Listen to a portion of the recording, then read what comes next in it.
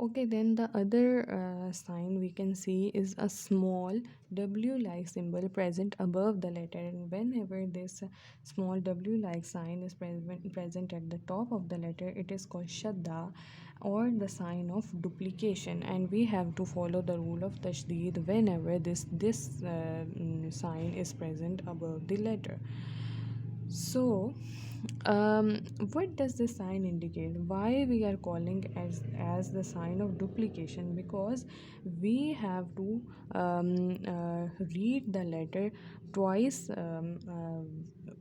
twice, which is containing the sign of duplication here. So we have to read this letter two times, one with the previous letter and one time with its own sound. Okay, and while reciting a letter vishadda, we have to put pressure on that letter, like haqal, haqal.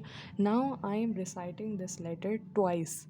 One time I am reciting the letter qaf with the previous letter ha, like haq, and the second time I am reading this letter with its own sound, like haqqa. And then while joining it with the other letter, I will recite this whole word as haqal qawlu. Okay, haqal. So I am reading this letter twice, and I am putting pressure on the letter qaf while reciting it. Likewise, we can see the sign of duplication on the letter noon in ayah number 8, and we have to read it similarly as we have read the word haqal. So, we will read this letter two times. We will read the letter noon, one with the previous letter, that is Hamza, and one time with its own sound, like inna, inna. Okay, then now we can see that I am putting pressure on the letter noon, and I am reading it two times, inna. Then we can see the rule of tashdid here also, but it is preceded by meme sakin, and we have to follow the rule of idgham shafi here, and we will discuss it later. Then we can see these two letters, dal and waw, with the tashdid letters, and we have to follow the rule here. So we can see that dal has a sign of duplication here, and we will put pressure while reading the word letter dal, and we have to read it twice, one with the previous letter and one with its own sound, like sad. And reading this word separately, I will read this letter as sad. Okay, so one time I am reading this with the previous letter sad, and then I am reading with its own sound, the sad, the. And now we can see that the following letter wow has also a sign of duplication here. So we will read these words as saddaw wa, saddaw wa min, saddaw wa min. Repeating it, saddaw wa min. Okay, so we will read this letter as this. Now here there is the letter dal with the sign of duplication here, or the sign of tashdid here. So, and the same letter like we have discussed earlier, and we will discuss it as, and we will read it as saddan, one time with the previous letter and one time with its own sound, saddan. And the other thing, whenever the letters Vaw, Meme, Noon, and Ya has the sign of Tashdid here, then we have to make Gunna also. We have to create the nasal sound. That is, we have to read these letters with the help of our nose, not by our mouth. Okay, so we will create the nasal sound whenever wow, ya, noon, and meme has the sign of tajdeed here, like saddaun. Now I am reciting the letter wow in with the help of my nose. The voice is inserted in my nose, and the voice is coming from my nose rather than my mouth. And likewise, noon, while reciting this letter, I will recite this as in. I am creating the nasal sound here. And while reciting the letter dal, this is a simple letter, so I will not create any nasal sound here. I will read it as saddan. I am reciting it with my mouth. So this is the rule of tashdid. Now, there is another letter, there is another rule, that is, first of all, we will discuss the standing haraka and mud here. We can see that whenever we have discussed the simple signs of haraka, that are fatha, kasra, and zumma. So whenever there are single straight vertical lines present above or below the letters, these are known as standing haraka. And now you can see that this straight vertical line present above the letter, it is known as standing fatha. And likewise, whenever there is a straight vertical line present below the letter, it will known as standing kasra. And whenever there is inverted curve present above the letter, it will known as inverted zumma. So now you can see in these three letters we can only see standing fatha in these three ayah. Now, whenever these standing haraka are present on the letter, we will pronounce the letter as such. In case of standing fatha, we will read the letter with the sound of a in the end, like arla.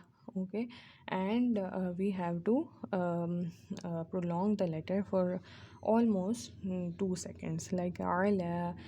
Now we can also see a sign of mud here present just above the standing fatha. So we will prolong the sound of lam for almost 4 second or 6 second, but the preferred time of prolongation is for almost 4 seconds. So we will read this letter as ala. And whenever only the standing haraka or standing fatha is present, then we will only prolong the letter for only 2 seconds, like fa'awshaynahum. And whenever the sign of mud is present along with the standing fatha, we will prolong the letter for almost 4 seconds, like ala. And likewise, in the ayah 7, there is in the ayah 8, there is standing fatha here, and we will prolong the letter containing the standing fatha for approximately 2 seconds, and we will read the letters aghlalan. So this is how we will pronounce the letters containing standing haraka and mad. Okay, now jumping on to the next rule, we can see various examples of harufe madda and harufe leen. First of all, we will discuss the harufe madda here. So, Harufe madda are also known as the letters having the long vowel sound. There are three such letters: alif madda, waw madda, and ya madda. So whenever preceded, alif is preceded by the sign of haraka, that is fatha, it will known as alif madda. Whenever waw is preceded by zumma, it will known as waw madda. And whenever ya is preceded by kasra, it will known as ya madda. So we can see that here you can see that in the ayah number 7, there is alif, and it is a present and it is precede, and it is and it is followed by a letter containing fatha sign on it. So whenever alif is present and it is followed by a sign of fatha, it is known as alif madda. And whenever alif madda is present, we have to prolong the letter for approximately, we have to prolong the letter, we have to stretch the letter for approximately 2 seconds, like fahum la. Likewise, you can see that in the ayah number 8, again there is a alif madda present. Alif is present, which is followed by fatha, and we again have to prolong it for 2 seconds. In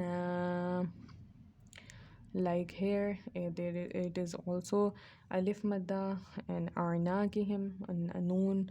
Alif fatha na is alif madda, and qa azqani, qaf alif fatha qa, here is also alif madda. And in the ayah number 9, this is the alif madda, and fakshaynahum fa has alif madda, and la is has the alif madda. So we have to stretch these letters for approximately 2. Okay, now there is another haruf madda here, that is waw madda. Whenever waw is present and it is followed by zumma, we have to prolong this letter for approximately 2 seconds, and we will read the letters yu'minun. And likewise, in the ayah number 8, muqmahun, the word muqmahun has waw madda, and in the ayah number 9, yubsirun also has waw madda. Then ya madda, whenever ya is followed by qasra, it is known as ya madda. And aidihim, in the ayah number 9, the word aidihim has the ya madda here, ya which is followed by kasra.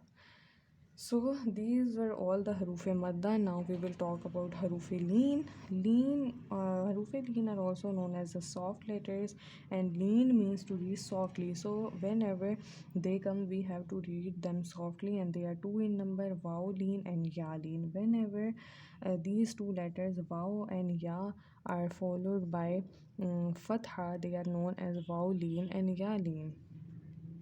And while pronouncing these words, their sounds should be expressed separately and accurately. Now we can see in the ayah number 7, there is waw leen, waw which is followed by fatha. We will read the letters haqal qawlu, qawlu, repeating it, qawlu. Then um, okay, in the letter 8, there is also a ya madda here, which I forgot to tell. Okay, then okay, in the letter 9, we can see ya leen here in the word aidihim. Ya is followed by fatha, so it is known as ya madda, ya leen.